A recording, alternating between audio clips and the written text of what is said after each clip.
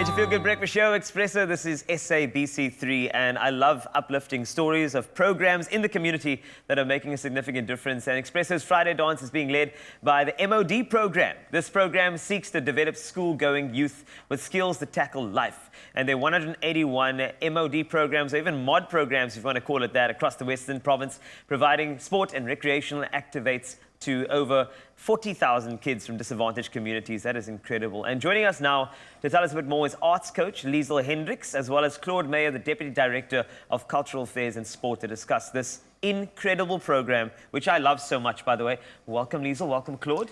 Welcome. Thank you. Good morning. It's lovely to have you. Now, when I hear program, I see MOD. Do you prefer MOD or MOD? Or both? It would be MOD, if I may. MOD. And MOD, the acronym stands for Mass Participation, the M. O is Opportunity and Access, and D for Development. So let's talk about the MOD program. MOD program. There we go. I like it, though, because you're modifying perspectives and you're lifting the community, which is great. But I think it's important to find out from you, how did it get started? What was the initial concept? Well, the MOD program was conceptualized by the Department of Cultural Affairs and Sport. And the whole idea is to create after-school activities, just to fill the gap. Bearing in mind that learners at schools would be attending the academic program from 8 o'clock till about 2:30. And then after school, we come in with sport, arts and culture. And I mean, that's so important after school. You've got a lot of academics, and now you've got other centers of that human being activated, like the arts side of things, which is vitally important. With regard to the rollout of this particular program, you have so many facilities, which is phenomenal. I'm looking at those events that you do to elevate youth. I mean, what do those look like when you do activate? Well, firstly, there's 181 MOD centers across the province. It is the Western Cape province and not Western Province. Yes. It's all the districts in the Western Cape province. And then we also have 134 neighboring schools that are surrounding the MOD centers, as well as recreation centers at ECD centers. We obviously also have facilities that we are busy building. Some of them have been built already in the various districts. I'm not sure if you're going to be coming back to that question, but of course, what we're trying to do is to build a shared facility in each of the districts to create access not only for sport, but for arts and culture as well. So some halls have been built as well.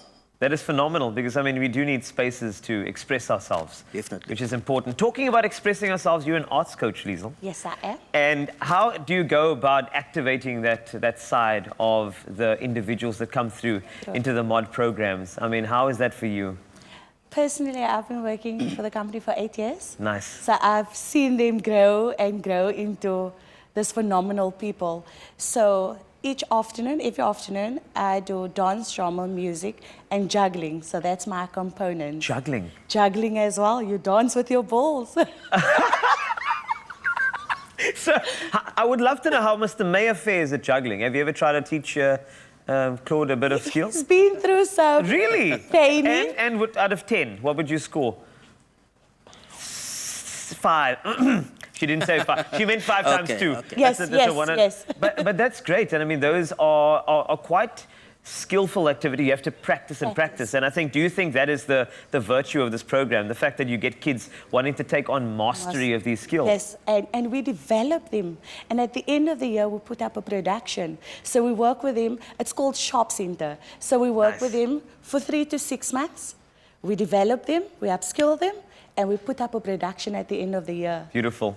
And I mean, that's a triumph, actually, when you see it happening and see it in motion.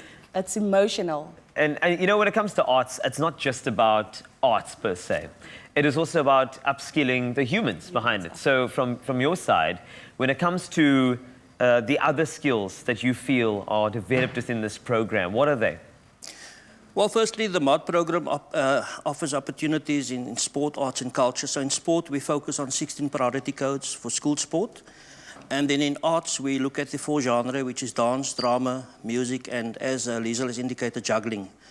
So it starts off with mass participation, where learners are just able to participate for the love of it, and they get exposed either to a sporting code or arts and culture genre. Coming out of that, we have a talent identification process or program.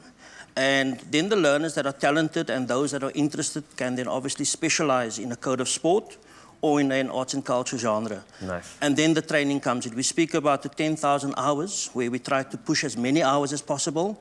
so that your talented learners can then obviously progress and excel either in sport or arts and culture. And then ultimately, we're looking at mastery, which is where our learners can then progress, at district level to representing the Western Cape province, and then ultimately competing at the national level in South Africa against the other 8 provinces, and then going to represent our country internationally.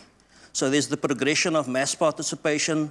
They then specialize in a code or in a genre that they feel comfortable with or they have talent. And then obviously the training to ensure that there's mastery. So we want to build winners. So there's an active part of it as well as a winning part of it. Well, this entire thing is a winning combination. So well done, Liesl and Claude, for putting this together, for executing such a valuable program to the community. And if you want to learn more, mod programs are all over the Western Cape province, and you'll see them on our Friday dance just a little bit later. Talking about dancing, take a look at this.